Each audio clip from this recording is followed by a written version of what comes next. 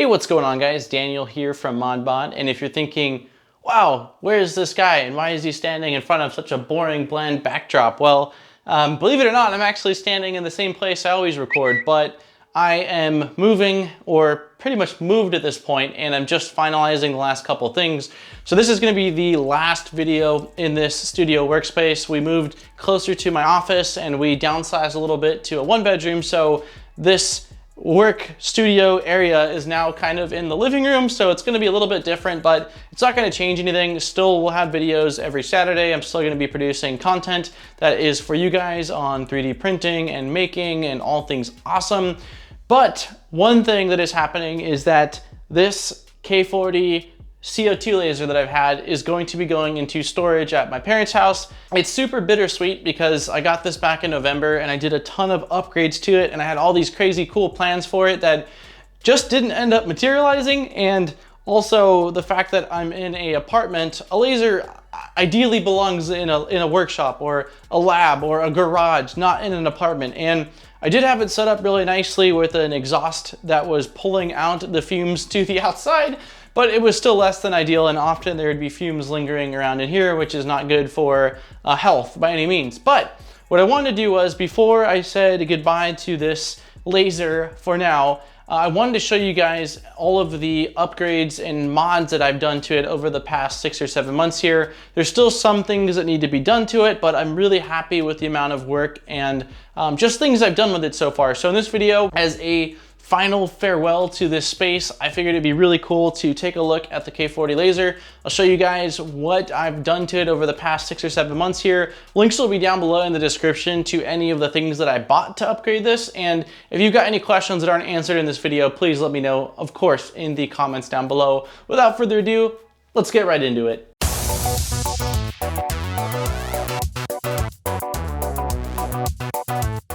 So getting started, looking at the front of the machine, you probably don't notice any differences. This is a K40 or a 40-watt CO2 laser that I picked up off of eBay. They're super common. They go for anywhere between like 350 to 500 US dollars. I went with this specific model because of the fact that it had an analog control, which from all my research was what you wanted. It was much easier to accurately set and manage what your laser was outputting with this kind of a control versus the digital panel. But all in all, this was purchased by me off of eBay for right around $400. I've been wanting a CO2 laser to play around with some acrylics and woods, and there's a really big gap in the market between something super cheap like this to a laser that goes for, you know, a couple of $1,000s. There's some stuff in between, but for someone that's just interested as a hobby to get into laser cutting and engraving, this is kind of the sweet spot for, I think, a lot of people. And if we're comparing it to 3D printing, this is, in my mind, kind of the Ender 3 of 3D printing, although it might be more of an ANET A8 with the amount of upgrades that it requires to get up to a place where you're kind of happy with it. So let's take a look at some of the things that I've done with this. All right, so the first thing we're gonna do is pop the hood. This is where the power supply is. This is where the main board is. This is the heart of the machine right here. And this might be tough to see, but in the very back where these two yellow cables are, I don't know how well you'll be able to see me pointing at it, but this is where the machine is actually grounded. There's cables that come from the actual input plug to the chassis. And when you buy this machine, the machine's metal is like coated, so it's not really grounded that well, which is dangerous. You wanna make sure that your machine is grounded. So what I did was I took off the cables right there. I took off the little metal like bolt that's going through the chassis, and I took a tiny Dremel tool and sanded away at the paint to expose the bare metal underneath it. Now that is, in my opinion, a must. That is something that you absolutely need to do to ensure that you are operating this machine in a safe way and that you don't accidentally ground yourself, because that is bad. So that was the first thing I did. That took just a few minutes, and again, was a safety thing that you should absolutely do. So also inside of this same compartment is the main board, which I swapped out. This isn't something you have to do, but I did this because there is some super awesome upgrades that you can do by swapping out the main board. Now this is a Cohesion 3D board, which is running Smoothie. What this allows is for the ability to add a Z-axis, so an automatic Z-axis You can add an LCD panel to control the laser. It has silent steppers, so it's quieter. It also adds PWM control, so you can actually adjust in real time while it's cutting the output of the laser, which will allow you to do things like grayscale. It looks awesome for raster engraving. Because when you first get this machine, it's basically only able to turn the laser on or off. So you can do some engraving and you can do some pretty cool engraving, but if you want to do full-blown picture engraving, then an upgrade like this is almost a must. It makes a huge difference. And one other difference that this makes is that it allows you to use a different software to control the laser. So with this, I was able to use LightBurn, which is a different software than the K40 software or the K40 Whisper software. And the software is incredibly powerful. When you get this, it allows you to, again, use that, which will allow you to control your printer through the software, send jobs, modify jobs. It's just, that in itself to me is a huge upgrade. So this board upgrade is something, again, you don't have to do. You can certainly use the machine to cut and do some engraving, but by upgrading it and unlocking the ability to control the laser's power through software, as well as using those other pieces of software out there, such as LightBurn, is incredible. And so that is something that I am very, very happy that I did to this machine. So next we're gonna pop the hood or the workstation area, which this is, a lot of things have been done in here as well. So let me kind of take you guys closer in and show you what I've done all here.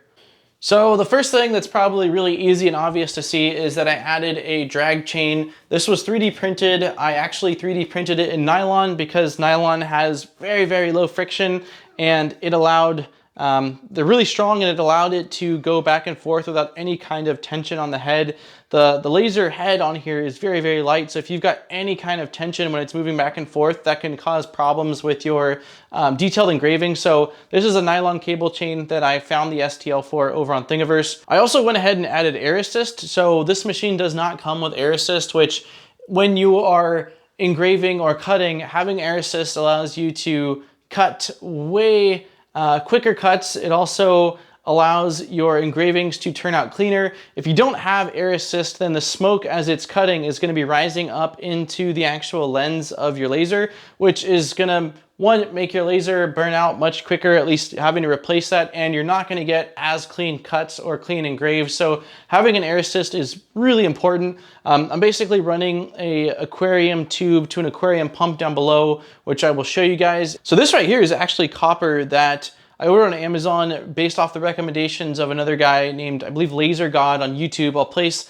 his links in the description down below, but this is essentially a line that goes to a brake on an automobile, and it's made out of copper. So I got a huge spool of it, or reel of it, and I was able to cut it down, and it fits the tubing from the aquarium pump, and it's really strong, and it's really easy, or at least easy enough to bend, that I was able to position it right where the laser is going to be hitting the stock material. And so this has been really great. It works well.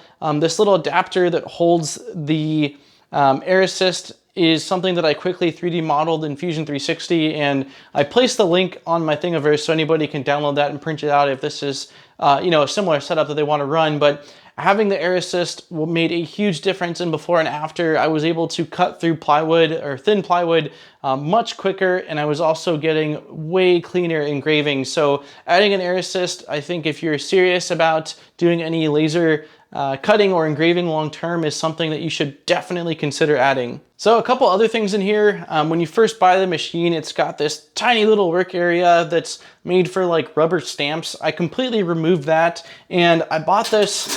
This is like a aluminum or steel mesh. I got it off of eBay, and this works really, really awesome. The plan was to use some 2020 aluminum extrusions to make a automatic bed, which that's something that's on the bucket list that will certainly stay on the bucket list for now as this thing moves. But this mesh is really awesome, and this is what I kind of had some other aluminum stacked underneath. So I would place the material on top of this, and this, by removing that whole base, allowed me to get a much bigger build volume than what you can use when you first get this machine. It's really, really small.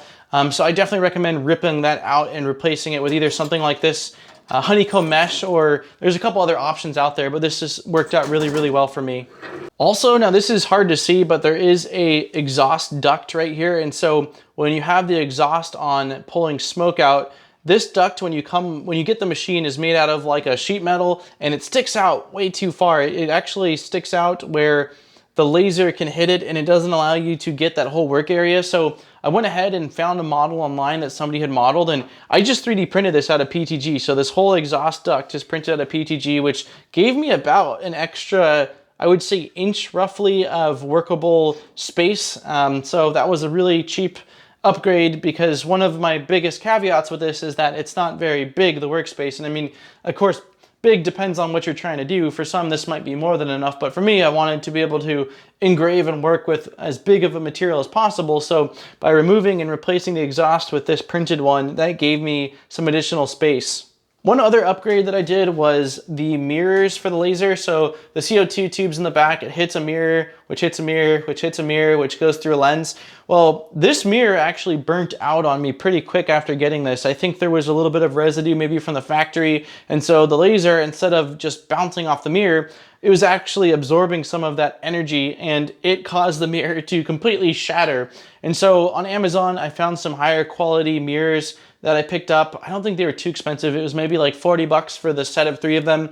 And once I replaced those, that also seemed to very heavily improve the quality of the cuts as well as the engraves that I was getting off this machine. So for 40 bucks, upgrading the mirrors is something that I think is a must. Really, the only thing I would say that's not a must out of the things I've shown so far is the main board. If you don't care about having very detailed engravings and you don't need grayscale essentially, then you can get away with the stock main board, but definitely the air assist, the swapping of the bed, the mirrors, and grounding are very important, and you should certainly do all of those things. Now, taking a look at the back of the machine, I did quite a lot of work back here as well. This is something that I quickly modeled up in Fusion 360. It basically is an adapter for the square exhaust that it came with, which slots into the sheet metal, and then it has an outlet that fits this tubing that I picked up from Home Depot. So that was the reason why I modeled that. And then between this part that I printed and the frame, actually, it's hard to see, but there's a very thin printed part that is just the shape of this, but I actually printed it out of a flexible TPU, and essentially it acts as a gasket, because when I originally installed this, it was still having some smoke that was rising out of here due to it not sitting perfectly flush. But once I printed out that gasket, it sealed that in and made sure that all of the smoke, or the majority of the smoke, was being pulled out effectively. So I was really happy with that, because again, being in an apartment, fumes was a huge concern, and that made a really big difference. This is a pretty simple setup, but this is essentially an inline fan that chucks quite a lot of air. I bought this off of Amazon. It was actually meant for like an indoor grow room or something like that, and it looked promising, so I picked it up and I wanted to mount it to the frame. My goal was, again, with limited space still, to try to keep this as parallel to the machine as possible. So I went over to Fusion 360 and mounted. It's just basically a bracket that mounts to the back of the frame and then mounts to the holes on the side of this fan. And honestly, this was a really great setup. The default exhaust that this system comes with is garbage. It's like almost laughable that they can include it. But this setup that I crafted together for relatively cheap, I mean, printed part, $10 in tubing, and like a $25 or $30 fan, it made a huge difference. So for anyone that does have to work inside or is concerned and wants to make sure that they're exhausting the fumes accordingly, this is a really, really great setup. And again, links will be in the description to where you can find at least this, and I guess tubing is pretty standard, but at least this guy did a great job. One thing that was kind of cool, and I actually made a video on this for practical printing, is that this office used to get hotter than hell during summertime in California. There's no central AC in this apartment, and there's no window or wall unit in this room, so I ended up getting a standalone AC unit, and there wasn't a really clean way to vent it outside. So I went to Home Depot, picked up some wood that I painted white, picked up some insulation foam, went over to Fusion 360. This thing got beat up, it's actually cracked, but I modeled this, and so this was able to take the tube from the AC unit, push into that, and then just exhaust all of the hot air out. Well, at the time, I didn't know that I'd be picking up a CO2 laser, and so the cool thing is that when I wasn't using the AC, I could take the tube from the laser and basically just plug it into that hole as well. So I would usually take an Allen key and pop out this little mesh cover, which is printed in ASA, so that way the heat from the AC wouldn't melt it, which I learned with the PLA one that I originally did. And I would just shove this hose out the window. And again, with this system on the back of the laser, it was able to vent it really well. It worked absolutely awesome. As far as cooling goes, that's one of the few things that I kept stock on this machine. The pump that it came with was sufficient. I went over to Home Depot, picked up a 5-gallon bucket and just used standard water. And because I wasn't using the laser very often to prevent algae growth and not having to change the water, I saw this actually recommended online, which is just a algae control for a fish tank, and just a couple drops of this, believe it or not, worked fantastic to ensure that I wasn't getting any nasty algae buildup in this tub down below that would then be fed into the laser. So yeah, this was really effective. I would anticipate that depending on where you are, you might need an actual laser chiller, but for someone that was just running the occasional job here or there, not running it like a full-time shop, you know, from 8 to 5 or whatever, this bucket was more than sufficient, and the pump that it came with, which again fed up into the CO2 tube, did a great job. So that's one thing that I will say is actually sufficient that the machine comes stock with. So I'd mentioned that I got an aquarium pump for the air assist. This is it right here. It cost a bit. I'd have to look. I'll again post links down below. I think it was something like 40 or 50 bucks roughly. But it did a damn good job. And originally I was gonna use just an air compressor I had laying around for my airbrush, but because I want to be able to airbrush occasionally, I figured this was something kind of small and elegant that would work. It does make a ton of vibration. It also rattles around a lot and gets quite hot. So make sure that you've got somewhere that you can place this if you do end up going this route. I mean, I almost think that like hanging it is a better option, because here having it on the carpet clearly is a terrible idea because all of the heat that the carpet holds in. But yeah, this air compressor for I believe it was for a koi pond actually, did a great job. And again, the air assist made a massive difference in the quality that I was getting from the cuts and the engraves on this machine. All right, so quickly, the couple of things that I still want to do to this machine. Right now, if it's running a job and you open this, the laser does not turn off. Technically, I think that that's not something that's allowed in the United States for lasers. At least I know in certain places it's not. So I'd like to have it where I wire up an end stop. So when this opens, basically the machine still runs, it doesn't kill itself, but the laser just shuts itself off. It's a really easy mod to do. I know there's another YouTuber, which is, I think it's Myers Workshop, Myers Woodshop. I might be getting that wrong, but I could place a link to where that is if you're interested in that. But that is something that I think is really valuable. Myself, it's a bit different because it's just me and my fiance, but if you've got kids, you want to make sure that you're being responsible, and you know, having it where if someone were to accidentally open this, the laser just it turns off. That is something that I certainly think that you should do. You know, you don't want to be irresponsible with the CO2 laser. It's certainly something that you know, if it's not supervised, you can definitely do some damage. So that is one really simple mod that I wanted to do. The other thing that I've been meaning to do, but just never got around to, is I've got this cool little camera that came, that I got with the cohesion board. And basically this needs to be mounted to the top of the enclosure, or the top of this panel right here. And so with the software that I talked about earlier, LightBurn, you can actually have this take photos, like you place your stock material, have it take photos of the work area, and then from your computer you can drag and drop whatever it is, like your image or your text or your cut, directly onto the material, and that way you know that things are lined up. It's awesome. It is such a huge upgrade. It's something that you typically have on more expensive lasers, but again, this camera I think goes for like 70 bucks, which pairs perfectly with this board. So that is also something that I really want to do. And then the last thing is just having a bed that can go up and down. There's a lot of really simple solutions to be able to have a bed that manually goes up and down, but I really wanted to have one that was motorized so I could just put down my material, press a little button, and have it, you know, jog up and down.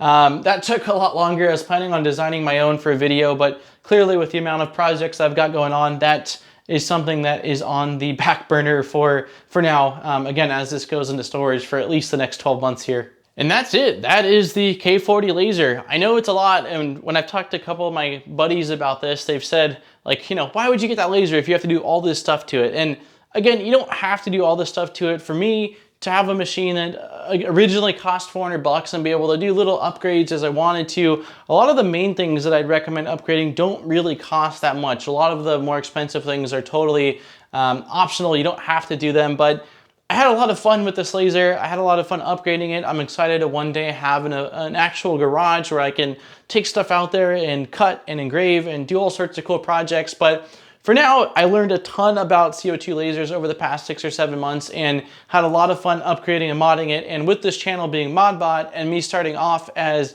modifying things, I had to show you guys all the mods and things that I did to this before letting it go away, because this project feels really true to what the channel was when it started off, which was taking something, hacking away, modifying it to make it better, give it additional features, make it safer, you know, make it cooler, whatever that was. So it was fun. It was a fun project and kind of a little bit of a return to the roots of what the channel started off with so many years ago now. But anyways, I hope you guys enjoyed this. Videos will be returning back to normal in my new setup, hopefully in the next week here. I haven't missed a single Saturday this whole year, which is insane, and I don't plan on missing one now. So I will be returning to my videos, and I've got a lot of really great stuff in the new space that I am looking forward to showing you guys. Don't forget to like and subscribe for more great videos. Yeah, I look forward to seeing you guys in my next video. Once again, this has been Daniel from ModBot, and I'm out. Peace, guys.